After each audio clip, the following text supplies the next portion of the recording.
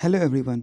तो आज हम लोग बात करने वाले हैं अगेन एक ऐसे केमिकल सेक्टर के बारे में, केमिकल स्टॉक के बारे में जो कि स्पेशलिटी केमिकल और जो ऑक्सिलरी केमिकल से बिलोंग करती है। ये auxiliary and chemical speciality chemical sector chemicals sorry manufacture करती है, जो कि यूज़ होता है टेक्सटाइल में, कंस्ट्रक्शन में, वाटर ट्रीटमेंट में, फर्टिलाइज़र में, लेदर में, पेंट इंडस्ट्रीज़ में। तो ये काफ़ी ब्रॉडर सेगमेंट है। अगर हम बात करेंगे इसको स्टडी करने का, तो क्या रीज़न है, कंपनी काफ़ी छोटी है और भी कंपनीज़ हैं मार्केट में।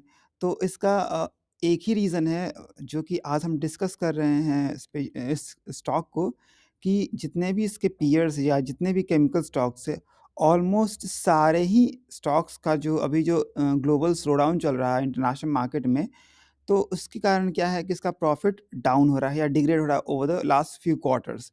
लेकिन ये अकेला एक ऐसा केमिकल स्टॉक है, I mean strong position hold करता है, जो कि 4000 करोड़ का मार्केट कैप है। तो ये एक ऐसा अकेला केमिकल स्टॉक है जो कि ओवर द टाइम इसका इंक्रीज़ ही हुआ है लास्ट क्वार्टर्स की बात करें। अगर हम क्विकली अगर गो थ्रू कर लें इसका और इसके पीयर्स का, अगर हम देखें तो 21, 22, 26 फिर 26 से 31, अगर लास्ट के 4-5 क्वार्टर्स की बात करें। अगर इसका पीयर्स की बात करें, तो अगर हम पीयर्स में जैसे फॉर एग्ज़ाम्पल पिडिलाइट का देख लेते हैं और एक फॉर एग्ज़ाम्पल एसआरएफ का देख लेते हैं, दीपक नाइट्रेट का भी देख लेते हैं। तो देखेंगे अगर हम क्वार्टर्स की बात करें, तो यहाँ पे देख रहे हैं 308 फिर 286, 338, तो हमारा यहाँ डाउनग्रेड हुआ है। अगर हम यही इसी तरह से एसआरएफ की बात करें, तो यहाँ भी हमें सिमिलर स्टोरी देखने को मिल सकता है। 511 फिर 560 फिर 359 फिर 301। और अगर हम दीपक नाइट्राइट का थोड़ा अलग केस, रीज़न ये है कि इसके जो प्लांट में आग लग गया था, तो थोड़ा-सा इसमें बिज़नेस इम्पैक्ट देखने को मिला था। तो यहाँ भी हमें थोड़ा-सा देखने को मिल रहा है। तो हम कुछ और स्टॉक देख उठा लेते हैं यहाँ से। फॉर एग्ज़ाम्पल ये टाटा केमिकल उठा लेते हैं। तो टाटा केमिकल की बात करें, तो यहाँ पे क्वार्टर्स में देखेंगे तो नेट प्रॉफ़िट 425 फिर 692, आई मीन 680 फिर 425, 692, 587 फिर 495। तो कुल मिला के बात ये है कि ये जो स्टॉक है हमारा, ये एक ऐसा स्टॉक है जो कि ओवर द टाइम इतने डाउनटर्न में भी अच्छा खासा ग्रोथ दिखाया है। अगर नंबर्स की बात करें, तो 21 फिर 22 फिर 26 फिर 26 फिर 31, इस तरह से। तो काफ़ी सही देखने को मिल रहा है, इसलिए हम इसको स्टडी कर रहे हैं आज। चलिए फिर आ जाते हैं हम इसके मार्केट कैप पे। तो 4000 करोड़ का मार्केट कैप है, तो मतलब कि हमारा स्मॉल कैप है, जो कि काफ़ी वोलेटाइल देखने को मिल सकता है, जो कि है भी। अगर हम इसके स्टॉक पैटर्न पे आ जाए तो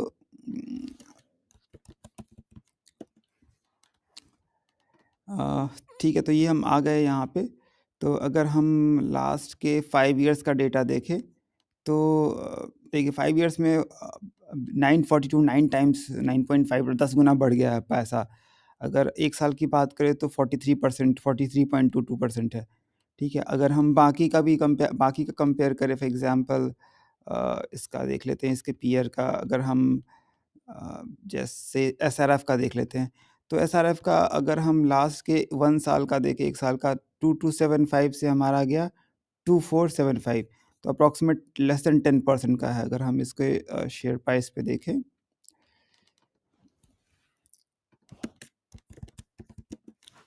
तो अगर 1 साल में देखेंगे तो 8% का डाउन इन ग्रोथ है, और काफ़ी वोलेटाइल भी है, क्योंकि हमारा ग्लोबली स्लो डाउन है। और ये जो हमारा, ये काफ़ी टाइम से कंसोलिडेट भी कर रहा है, ऑल्दो ये कंपैरिज़न सही नहीं बैठता, रीज़न बीइंग कि ये हमारा एक लार्ज कैप है। और वही अगर हम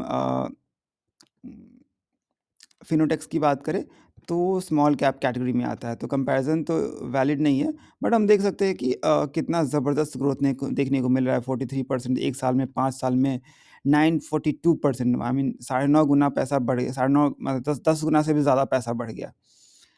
ओके, तो ये एक हो गया हमारा। अगर हम अगर हम टॉप से देखें कितना डाउन है, अगर हम 1 साल का डेटा उठा लें, 5 साल का उठा लेते हैं, तो टॉप से देखेंगे तो 5.32% अभी डाउन है, जो कि एक टाइम पे 42%, 43% डाउन था। ठीक है? तो अब फिर इस पॉइंट से वापस से रिकवर कर रहा है, जबकि अभी भी इस लेवल को अभी टच किया नहीं है। क्योंकि हाई चांसेस है अगले इस क्वार्टर के रिज़ल्ट आने के बाद हाई चांसेस है कि ये हमारा हो सकता है। अगेन डिपेंड करता है कि जिस टाइप का रिदम है उस हिसाब से तो अच्छा साइन देखने को मिल रहा है। ठीक है, तो अब हम वापस से आते हैं इसके चार्ट पे, तो ये 3 साल का डेटा हो गया, 5 साल का डेटा हो गया। अगर हम वॉल्यूम्स की बात करें तो सॉरी, यहाँ पे चार्ट की बात करते हैं, यहाँ पे प्राइस हमारा 382 था और इस पॉइंट पे वापस से 361 ऊपर की तरफ जा रहा है। अगर वही हम पीई रेशियो की बात करें तो कंपैरेटिवली सेम प्राइस रेंज पे पी रेशियो डाउन हो चुका है। तो इसका मतलब कि ये अभी मतलब मेरे हिसाब से कह सकते हैं कि ये अभी ओवर वैल्यूड स्टॉक नहीं है। अंडर वैल्यूड भी नहीं बोलेंगे, ये ओवर, लेकिन हाँ, ओवर वैल्यूड तो बिल्कुल भी नहीं है। क्योंकि यहाँ पे हम पी रेशियो देख रहे हैं कि इस पॉइंट पे पी रेशियो 64 था, जो कि अब होके 38 हो चुका है। अगर प्राइस पे देखें तो 64 पे प्राइस 366 था और जबकि अभी 38 पे हमारा पी अभी 360 को अब टच कर रहा है। तो ये एक हो गया। और हम अगर नेक्स्ट में बात करें क्वार्टरली रिजल्ट्स का, हमने देख लिया। अब अगर सेल्स की बात करें तो सेल्स में 2020 से 55, फिर 58, फिर 75, 63, फिर 78, फिर होते होते हमारा इसका 145 तक हो गया, और जो कि ऑपरेटिंग प्रॉफिट हमारा देखने को मिल रहा है, जो कि एट द एंड हमारा नेट प्रॉफिट उसी रेशियो में इंक्रीज होने को देखने को मिल रहा है। ठीक है, अगर हम ईयरली बात कर ले, ईयरली परफॉर्मेंस की, तो 2012 से यहाँ पे डेटा देखने को मिल रहा है लास्ट के 11 साल का। तो 6 करोड़, फिर 8 करोड़, फिर 8 करोड़, फिर 15 करोड़, फिर 20, फिर 29, फिर थोड़ा सा डाउन टर्न हुआ, फिर 45, फिर 57, फिर 90, फिर 106। तो लास्ट के देख रहे हैं कि मतलब 4 साल में कोविड के बाद से बहुत ज़बरदस्त कमबैक आया है, ज़बरदस्त परफॉर्मेंस देखने को मिल रहा है। अगर स्टॉक प्राइस की बात करें तो 10 साल में 67%, 5 साल में काफ़ी ज़बरदस्त देखने को मिल रहा है। अब आते हैं हम बैलेंस शीट के ऊपर। तो रिज़र्व्स तो छोटी कंपनी है, 5000 करोड़, 4000 करोड़ की, और रिज़र्व्स में देखें तो 41 से स्टार्ट हुआ, जो कि अप्रॉक्सिमेट ऑलमोस्ट 10 टाइम्स हो चुका है अभी सितंबर 2023 के अकॉर्डिंग, 377 करोड़ का।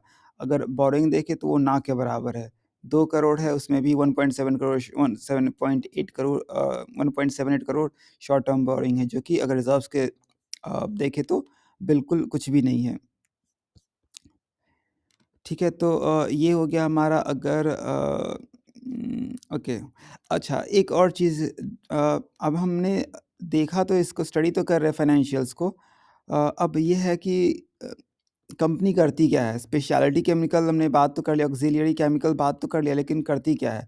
तो इसके लिए हम वेबसाइट पे आते हैं। अब यहाँ पे देख सकते हैं कि ये कंपनी क्लेम करती है कि largest textile chemical manufacturer in India. ठीक है, इसको हम देखेंगे तो टेक्सटाइल में अगर मैं क्लोथिंग से रिलेटेड हो गया, ऑयल एंड गैस में इसको यूज़ होता है, industrial institution cleaning and hygiene में यूज़ होता है, इंडस्ट्रियल कंज्यूमर केयर में यूज़ होता है। इसको हम थोड़ा-सा देख लेते हैं एक-एक करके, ऑल्दो हमारे पास इतना तो नहीं है, बट ये देख सकते हैं कि ये वाटर ट्रीटमेंट में यूज़ होता है, कंस्ट्रक्शंस में यूज़ होता है, पेंट में यूज़ होता है। तो काफ़ी ब्रॉड सेगमेंट है इसका। ऑल्दो कंपनी छोटी है, लेकिन इसका जो एरिया ऑफ डिस्ट्रीब्यूशन है काफ़ी बड़ा है। ठीक है, और वापस से हम आ जाते हैं शेयर होल्डिंग पैटर्न पे। तो शेयर होल्डिंग पैटर्न देख रहे हैं कि 65% प्रोमोटर ने रखा हुआ है, और 72% 0.72% अप्रॉक्सिमेट 1% एफआईए और 4% के आसपास डीआईए के पास है। और अगर पब्लिक की बात करें 30.39%, जो कि बीइंग स्मॉल कंपनी 30% पब्लिक के पास है, जो कि बहुत बड़ी बात नहीं है, क्योंकि वॉलेटिलिटी और रिस्क ज़्यादा इन्वॉल्व रहेगा, reason being small cap company. ठीक है, तो अब शेयर होल्डिंग पैटर्न भी कॉन्फिडेंट, प्रोमोटर काफ़ी कॉन्फिडेंट है, और एफआईडीआर भी ठीक है, थोड़ा-सा है, बहुत ज़्यादा इन्वॉल्वमेंट नहीं है, बट ठीक है। और बाकी के 30% के अराउंड पब्लिक के पास पड़ा हुआ है। अगर पब्लिक में भी देखें तो यहाँ पे हमारे आशीष कचोलिया के पास है, और सुरेश अग्रवाल के पास पड़ा हुआ है अप्रॉक्सिमेट 3 साढ़े 4%। तो अप्रॉक्सिमेट 25% पर हमारा नॉर्मल पब्लिक के पास है। ओके, तो अब हम आ जाते हैं इसके पीपीटी पे, जो कि यहाँ यहाँ पे ओपन हुआ पड़ा है। तो एक बार गो थ्रू कर लेते हैं पीपीटी पे। तो यहाँ पे ओवरव्यू हो गया कि diversifying is it's business portfolio. तो इन्होंने केमिकल सेगमेंट में टेक्सटाइल केमिकल और हाइजीन सेगमेंट को डाइवर्सिफाई किया हुआ है। इनका जो प्रोडक्ट कैटेगरी है 470 प्लस है, और जिसमें से कि 100 प्लस डीलर्स इंडियन और इंटरनेशनल मार्केट में है, और इसका 69 कंट्रीज़ में ग्लोबल प्रेजेंट है। ये 70% लिखा हुआ है, गेस ये 69% है। 69 कंट्रीज़ है एज़ पर दिस डेटा इनके वेबसाइट पे। तो ओके, ये इनका जो कैपेसिटी है टोटल इंस्टॉल इतना मेट्रिक टन है। और जो यहाँ पे स्टार्ट हुआ था, यहाँ पे इसका हिस्ट्री देखने को मिल रहा है। और इनका है अभी रिसेंटली इन्होंने मेजर स्टेक एक्वायर किया था बायोटेक्स में। तो यहाँ हमें देखते हैं, इसको आगे देखने को मिल जाएगा। यहाँ पे हमें देखने को मिल रहा है कि जो भी इंडस्ट्रीज़ है यहाँ पे कैसे किस किस स्टेप्स में होता है, ये इन्होंने मेंशन किया हुआ है। और इनके जो कस्टमर्स, जो बड़े कस्टमर्स हैं, ये चिनाब हो गया, जेसीटी हो गया, नाहारो ग्रुप हो गया, और शाही हो गया, रेमंड हो गया, ओनली बिमल हो गया, वर्धमान हो गया, वेल्सपन हो गया, बंसवारा। तो ये हमारे बड़े क्लाइंट्स की बात कर, रेमंड हो गया, ओनली पीपल, वर्धमान हो गया, वेल्सपन हो गया, ये हमें देखने को मिल जाता है। काफ़ी बड़े क्लाइंट्स है। और हम थोड़ा-सा और नीचे आते हैं, तो ये successful acquisition and realisation of synergy with biotechs. तो इन्होंने रिसेंटली ये बायोटेक्स मलेशिया को एक्वायर किया है। एक्वायर तो नहीं कह सकते, ये इन्होंने मेजॉरिटी ऑफ स्टेक लिया है। हाँ, तो मतलब ठीक है, इन्होंने एक्वायर कर लिया है, दैट मीन्स तो यहाँ पे इनका जो प्रोडक्ट कैटेगरी 50 प्लस है। फिर इनका अब जो कोलैबोरेट कर रहे हैं इनके साथ, तो इनका बिज़नेस उसी के अकॉर्डिंग ग्रो होगा।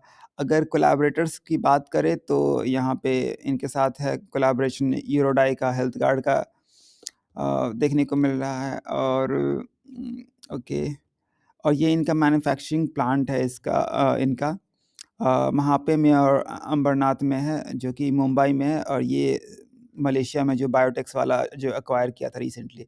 और जो ग्लोबली जो है कस्टमरी 69 कंट्रीज़ में है, जो कि अगर हम देखें तो डोमेस्टिक में 77% और 23% हमारा इंटरनेशनल मार्केट में देखने को मिल रहा है। ठीक है, अब ये हमारे की पर्सन्स हो गए, और हम रेवेन्यू को हमने देख लिया। ये ग्रोथ देखने को मिल रहा है यहाँ पे। प्रॉफिट बिफोर पैट की बात करें 14.2%, 15.2, 21.7% Q2 का हमें देखने को मिल रहा है।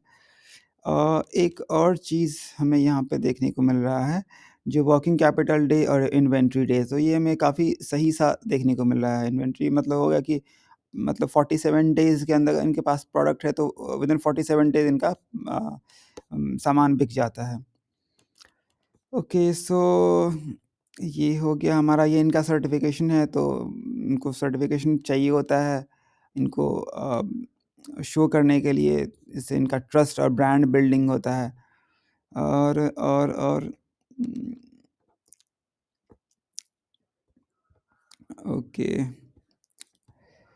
ठीक है। तो ये था हमारा ओवरव्यू था। तो कुल मिला के ये है कि ये इकलौती ऐसी कंपनी है जो कि इतने डाउनटर्न, केमिकल सेक्टर के डाउनटर्न में भी ग्रोथ इनका अच्छा देखने को मिला है। अगर ग्रोथ की बात करें, आई मीन प्रॉफिट देखने को अच्छा मिल रहा है। मार्केट कैप की बात करें, छोटी कंपनी है तो रिस्क भी एसोसिएटेड होगा ज़्यादा ही। वोलेटिलिटी हमें काफ़ी देखने को मिल रहा है। अगर लास्ट 5 साल का डेटा करें तो यहाँ से अप्रॉक्सीमेट 40-45% डाउन गया था, फिर वापस से रिकवर कर रहा है। और प्रोमोटर्स की बात करें तो प्रोमोटर कॉन्फिडेंट है, लेकिन DIFI के पास इतना कॉन्फिडेंस नहीं है। इन्होंने माल कम रखा हुआ है। सो कुल मिला के good stock to study. So at the end आपको कॉल होना चाहिए, क्योंकि आपका हार्ड अर्न्ड मनी है। So that's was my analysis from my side. Thank you so much for watching. See you in the next video. Bye bye.